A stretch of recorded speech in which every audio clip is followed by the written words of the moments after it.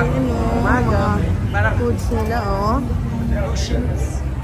May morning and... So sa mga mura lang pagkain dito? Medyo pricey. Well, mura compare sa Pilipinas. Okay. Kung sanay ka rin sa presyo sa Pilipinas, dead man na lang kasi nga, sanay ka rin sa presyo sa Pilipinas.